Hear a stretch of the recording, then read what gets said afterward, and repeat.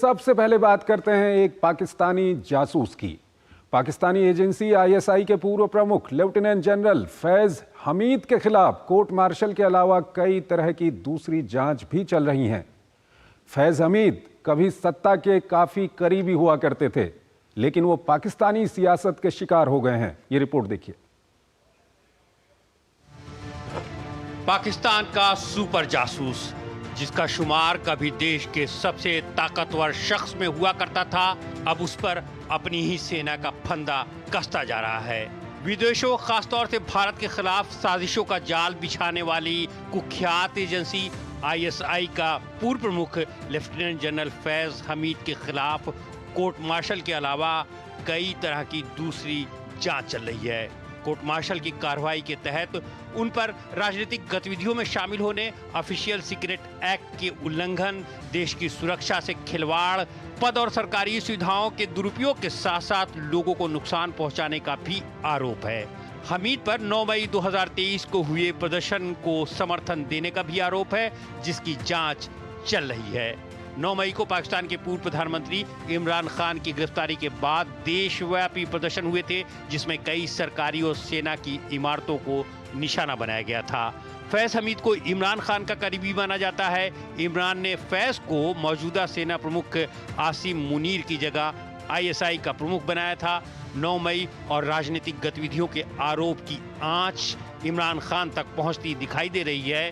रक्षा मंत्री ख्वाजा आसिफ ने तो दोनों की मिली भगत पर सवाल उठाकर इमरान खान को भी घेरना शुरू कर दिया है। इस पर इमरान खान ने सफाई देते हुए कहा है कि जनरल फैज जनरल बाजवा के मातहत थे, वो उन्हीं की इजाजत से मिलने आते थे, फिर बाजवा को डीब्रीफ भी करते थे। 9 मई की घटना को जनरल फैज से जोड़ना मूर्खता है। उनके कार्यकाल में आईएसआई के प्रमुख जनरल फैज का मामला सेना का आंतरिक मामला है, इसका हमसे कोई लेना देना नहीं है। अगस्त में फैज हमीद की गिरफ्तारी के समय प्रधानमंत्री शहबाज शरीफ ने उन्हें इमरान खान के नेतृत्व वाले राजनीतिक गठजोड़ का हिस्सा बताया था। इस बीच सुप्रीम कोर्ट ने सैन्य अदालतों में 85 नागरिकों के फैसले सुनाने की अनुमति दे दी है। गौरतलब है कि पिछले साल अक्टूबर में सुप्रीम कोर्ट ने नागरिकों पर फौजी अदालत में मुकदमा चलाने पर रोक लगाते हुए 9 और 10 मई की घटनाओं में गिरफ्तार सभी आरोपियों के मामले वहां से स्थानांतरित करने का आदेश दिया था। इस खबर पर हम चर्चा करेंगे। हमारे साथ हमारे मेहमान हर्षवर्धन पंत, विदेशी मामलों के जानकार हैं, वो हमारे साथ जुड़े हुए हैं। हर्षवर्धन जी, बहुत बहुत स्वागत है आपका हमारे इस कार्यक्रम में। पहली खबर पर हम चर्चा कर रहे हैं जनरल फैज हमीद की। अगर हम बात करें और जिस तरह का वहाँ पर मामला चल रहा है, कहीं ना कहीं ये लगता है कि जो पाकिस्तान की सियासत है, ये समझ में नहीं आता कि सियासत को आर्मी कंट्रोल कर रही है या आर्मी के अंदर सियासत घुस गई है। क्या कुछ कहेंगे?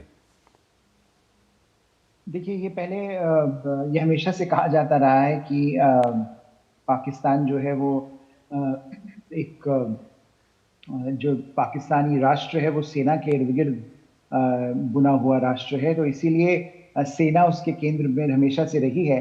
लेकिन अब जो हो रहा है उसमें अगर आप देखें तो जिस तरह से एक सेना के अंदर की राजनीति है और दूसरी सेना और जो सिविलियन सेक्टर है उसके बीच की जो जद्दोजहद है, उसके बीच में हम कहीं पर पाकिस्तान को फंसा हुआ पा रहे हैं। और तीसरा इसका जो मुझे लगता है बिंदु है वो है इमरान खान, जिसको ये कोशिश जो है सेना पूरी तरह से कर रही है और जो वहाँ के सिविलियन इस समय कंट्रोलर्स हैं, पाकिस्तान की जो सरकार है वो ये चाहती है कि किसी तरह इमरान खान को बिल्कुल दरकिनार करके रखा जाए और जो भी उनके सपोर्ट में रहे हैं या जिन्होंने भी उनको पहले समर्थन दिया है उनको धीरे धीरे करके निपटाया जाए। तो मुझे लगता है फैज हमीद साहब के साथ जो अभी हो रहा है, ये एक तो उनका भी अपना जो उनका बैकग्राउंड है उससे लेकर बात आगे बढ़ रही है, और दूसरा जो जिस तरह से कयास लगाए जा रहे हैं पाकिस्तान में कि कैसे जो इस समय सेना और सरकार की जो के बीच का जो संबंध है उसको अगर हम देखें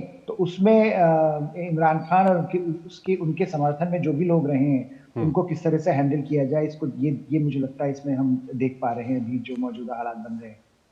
हर्षवर्धन जी, यहाँ पर एक सवाल आएगा और हमारे दर्शक भी इसका जवाब जानना चाहेंगे कि क्या डर है पाकिस्तान की जो वर्तमान सरकार है या पाकिस्तान का जो वर्तमान आर्मी का एस्टेब्लिशमेंट है, क्या डर है इमरान खान से उनको? देखिए, सबसे बड़ा डर तो ये है कि इमरान खान ने इतने हम पूरे पिछले साल साल से एक मशक्कत चल रही है कि किस तरह से इमरान खान को मार्जिनलाइज किया जाए, लेकिन इमरान खान मार्जिनलाइज नहीं वो कर पा रहे हैं। और इमरान खान की जो सड़क में पॉपुलैरिटी है वो बहुत ज्यादा है, और मुझे लगता है उसके चलते जो सरकार है उसको कहीं पर अपनी जो उसके उसके संबंध हैं जनता के साथ, उस पर एक तरह से एक आईना दिखाया जा रहा है। और कहीं पर सरकार को ये लग रहा है क्योंकि उसकी पॉलिटिकल लेजिटिमेसी इतनी कम है कि वो इमरान खान की पॉलिटिकल लेजिटिमेसी को यूज करके, उसको मार्जिनलाइज करके अपनी लेजिटिमेसी को बढ़ाना चाह रहे हैं। तो हर ये कोशिश पिछले साल से की जा रही है कि इमरान खान को किस तरह से हाशिए पर रखा जाए, उनके संबंधित जो लोग हैं उनको मार्जिनलाइज किया जाए, क्योंकि कल कहीं ऐसा ना हो कि इमरान खान फिर से एक बार राजनीति में सक्रिय होते हैं और उसके बाद बाकी सबको वो फिर पीछे जो पॉपुलर मैंडेट है उसमें पीछे करने में वो सक्षम अभी भी दिखते हैं। तो मुझे लगता है जो इनसिक्योरिटी है, पॉलिटिकल इनसिक्योरिटी है, और दोनों ही फौज को ये समस्या है कि वो अपनी को मार्जिनलाइज इमरान खान से मान रहे हैं, और जो वहां पर गवर्नमेंट है उसको ये लग रहा है कि उनकी लेजिटिमेसी कम है। तो वो दोनों ने मिलकर ये कोशिश करी है कि जो सबसे ज्यादा इस समय पॉपुलर कैरेक्टर है पाकिस्तानी पॉलिटिक्स में, उसको अगर हम मार्जिनलाइज कर पाते हैं तभी हम अपने जो संबंध है उनको बनाकर रख पाएंगे। तो इसमें बड़ा इंटरेस्टिंग जो एक पाकिस्तान में खेल चल रहा है कि पहले ट्रेडिशनली पाकिस्तान में हमने देखा कि किस तरह से सरकार और सेना के बीच में हमेशा एक जद्दोजहद रही कि किसका पलड़ा भारी होगा। इस समय जो वहां की सेना है और सरकार है वो एक मत में एक साथ ये कोशिश कर रहे हैं कि इमरान खान को किस तरह से मार्जिनलाइज किया जाए। तो वो इसमें सरकार और सेना एक साथ आते हुए दिख रहे हैं, और मुझे लगता है ये अपने आप में बड़ी एक पाकिस्तान के लिए भी अचंभित कर देने वाली बात। यहाँ पर ये समझना भी बहुत ज़रूरी हो जाएगा कि इमरान खान की अगर हम बात करें और एक दौर में चले जाएं, तो इमरान खान के कहीं ना कहीं जो पाकिस्तानी सेना है या पाकिस्तानी जो खुफिया एजेंसी है उसके साथ अच्छे खासे संबंध हुआ करते थे। काफ़ी ऐसे जो वरिष्ठ अधिकारी थे जिनके साथ इनके अच्छे संबंध थे। हाल के वर्षों में ऐसा क्या कुछ हुआ है कि पाकिस्तानी सेना या पाकिस्तानी खुफिया एजेंसी बिल्कुल इमरान खान के साथ इनके संबंध अच्छे नहीं हैं? क्या कुछ ऐसा हुआ है और क्यों संबंध अच्छे नहीं हैं?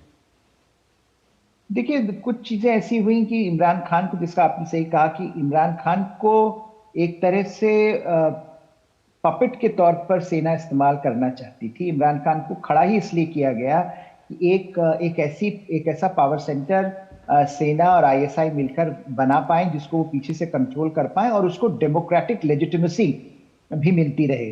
तो इसके लिए जब इमरान खान ने चुनाव लड़ा तो उसको में उनको हमेशा से ये कहा गया कि वो एक सेलेक्टेड प्राइम मिनिस्टर रहे। वो उनको आर्मी और आईएसआई ने मिलकर खड़ा किया, उनको मिलकर उनकी पॉपुलैरिटी बढ़ाई, कोशिश करी कि सारा जो यंत्र है सेना का वो उनके पीछे खड़ा रहे, और उसको बाकी जो मेन स्ट्रीम पॉलिटिकल पार्टीज थी उनको डीलेजिटिमाइज करके इनको उभारा गया। तो लेकिन हुआ ये कि जब ये सत्ता में आए तो ये अपनी एक इंडिपेंडेंट आइडेंटिटी बनाना इनकी जो चाहत थी उसमें इनकी तकरार आर्मी और आईएसआई के साथ होने लगी। तो वो जो एक दरार आई वो भर नहीं पाई, और इमरान खान इतने पॉलिटिकल सेवी नहीं निकले कि वो मैनेज कर पाते सेना को, आईएसआई को और अपनी जो पॉपुलर मैंडेट थी उसको। तो वहां पर जो दरार आई और सेना को ये जब समझ में आया कि कहीं अगर ये बहुत ज्यादा पॉपुलर हो गए तो न तो ये न सिर्फ ये सिविलियन जो पॉलिटिकल सेक्टर है, पॉलिटिकल ओपोनेंट से अपोजिशन है, उसकी ये स्पेस खत्म कर देंगे, बल्कि हमारी स्पेस खत्म कर देंगे। तो मुझे लगता है वो जो डर है जिसका हम पहले जिक्र कर रहे थे, जो इनसिक्योरिटी है, वो इस बात की है कि कहीं सेना की जो दिक्कतें हैं, सेना से जो लोगों को तकलीफ है, सेना की जो सेंट्रलिटी है पाकिस्तानी पॉलिटिक्स में, अगर वो खतरे में पड़ती है तो सेना ने हमेशा पाकिस्तान में चाहे आगे से या पीछे से ये कोशिश करी है कि वो अपनी महत्ता, अपनी सेंट्रलिटी बनाए रखें। और इमरान खान को इसीलिए वो दरकिनार करने की कोशिश हो रही है। उन पर केसेस डाले गए, उनको अंदर कर दिया गया। उनके साथ जो खड़ा है, जैसा हम इसमें जिक्र कर रहे हैं हमीद साहब का, वो उनको अब दरकिनार करने की कोशिश हो रही है। तो ये मुझे लगता है एक तरह से पॉलिटिकल जो एक लैंडस्केप है उसको कंट्रोल करने की जो पाकिस्तानी सेना की हमेशा से चाहत रही है, उसी में एक कदम की तरह हम देख सकते हैं। ऐसे में ये भी आपसे जानना चाहेंगे, अगर हम पाकिस्तान के इतिहास को देखें तो वहाँ पर पॉलिटिकल असैसिनेशन, हत्या कर देना भुट्टो परिवार के साथ हमने देखा और फौज के आला अधिकारियों के साथ भी हमने देखा।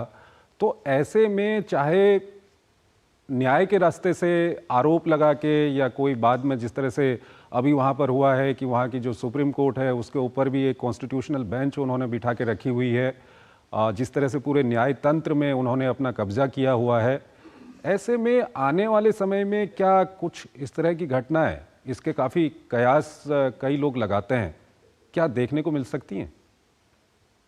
देखिए, ये बिल्कुल हो सकता है, लेकिन इसमें सिर्फ जो मुझे लगता है सेना को जो सेना के तंत्र हैं उनको ये जो डर सता रहा होगा कि अगर वो इस तरह का कोई भी रेडिकल ऑप्शन अपनाते हैं तो उसके बहुत दूरगामी परिणाम हो सकते हैं, क्योंकि अभी भी इमरान खान जो है उनकी पॉपुलैरिटी आम जनता के बीच में बहुत ज्यादा है, तो उसका बैकलैश बहुत स्ट्रांग हो सकता है। अगर इस तरह का कुछ होता है तो उसमें ज्यादा नुकसान होने की संभावना बढ़ जाती है। तो मुझे लगता है उससे बेहतर ऑप्शन यही है कि आप करप्शन के, इरेगुलरिटीज के केसेस डालते रहें, और क्योंकि न्याय प्रणाली को भी आप कंट्रोल करते हैं तो ये बड़ा आसान हो जाता है कि आप उन केसेस के द्वारा ही इमरान खान को अंदर रखें, इससे पहले कि वो कोशिश करें बाहर आने की या बाहर आके कुछ राजनीतिक अपना मुकाम फिर से खड़ा करने की कोशिश कर पाए।